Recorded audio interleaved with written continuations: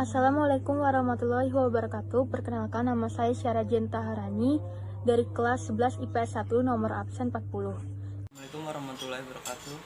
Nama saya Muhammad Saifullah, nomor absen 22 dari 11 IPS 1. Assalamualaikum warahmatullahi wabarakatuh. Perkenalkan, nama saya Rizka Putri Diasyanti dari kelas 11 IPS 1 nomor absen 35 dari kelompok 8. Di sini saya akan membuat video project untuk mata pelajaran matematika dan sosiologi. Dan di sini saya akan membahas permasalahan sosial terhadap rasisme. Apa itu rasisme? Rasisme adalah perbedaan perilaku dan ketidaksetaraan berdasarkan warna kulit, ras, suku, dan asal-usul seseorang yang membatasi atau melanggar hak dan kebebasan seseorang. Rasisme juga sering diartikan sebagai keyakinan bahwa manusia dapat dibagi menjadi kelompok terpisah berdasarkan ciri biologis yang disebut ras. Gagasan ini juga meyakini ada hubungan sebab akibat antara ciri fisik suatu ras dengan kepribadian, kecerdasan, moralitas, dan ciri-ciri budaya dan perilaku lainnya yang membuat beberapa ras secara bawaan lebih unggul dari lainnya. Apa saja dimensi rasisme? Lillian Grant, pendiri Northstar Forward Consulting, organisasi yang merekomendasikan kebijakan, praktik, dan prosedur untuk melawan opresi sistemik di Amerika Serikat, menyebut bahwa rasisme punya 4 dimensi: internal, interpersonal, institusional, dan sistemik.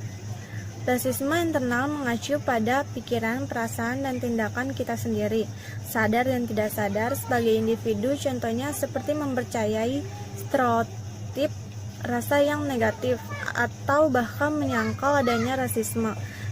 Rasisme interpersonal adalah tindakan rasis dari seseorang ke orang lainnya yang bisa mempengaruhi interaksi publik mereka. Misalnya perilaku negatif seperti pelecehan, diskriminasi, dan kata-kata rasis. Rasisme institusional adalah dalam institusi dan sistem politik, ekonomi, atau hukum yang secara langsung atau tidak langsung melenggangkan diskriminasi atas dasar ras. Ini menyebabkan ketidaksetaraan kekayaan pendapat, pendidikan, perawatan kesehatan, hak-hak sipil, dan bidang lainnya. Misalnya praktik perekrutan diskriminatif, membungkam suara orang dengan ras tertentu di ruang rapat, atau budaya kerja yang mengutamakan sudut pandang kelompok ras dominan.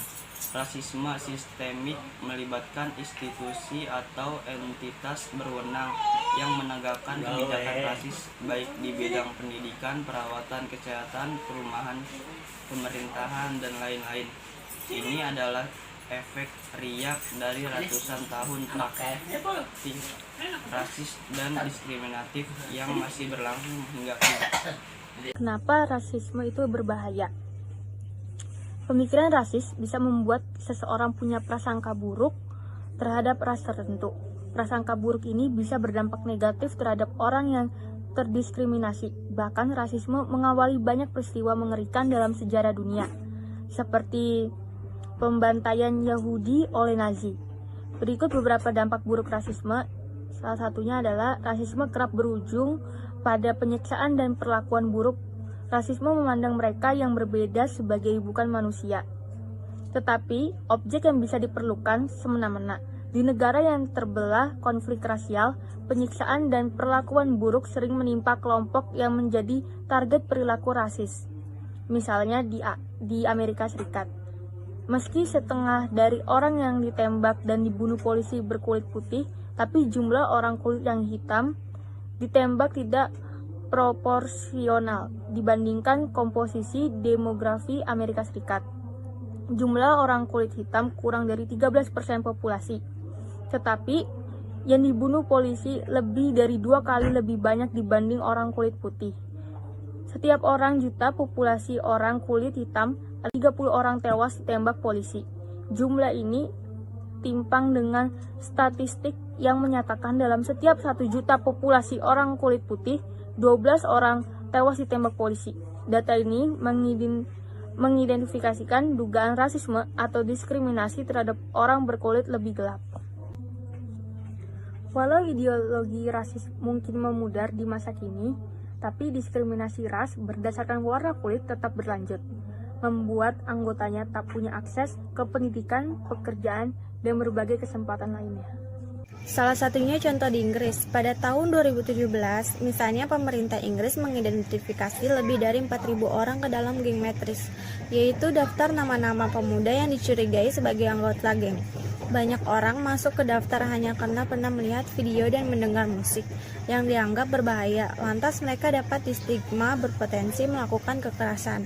Perlu diingat bahwa sebanyak 78% orang di daftar ini berkulit hitam, padahal hanya 27% pemuda kulit hitam di daftar tersebut terbukti melakukan kejahatan serius. Mulai dari hinaan dan stereotipe terhadap warna kulit dan bentuk fisik, diskriminasi di sekolah, tempat kerja, pengadilan, hingga intimidasi oleh aparat keamanan. Banyak orang di seluruh dunia diskriminasi hanya karena warna kulitnya.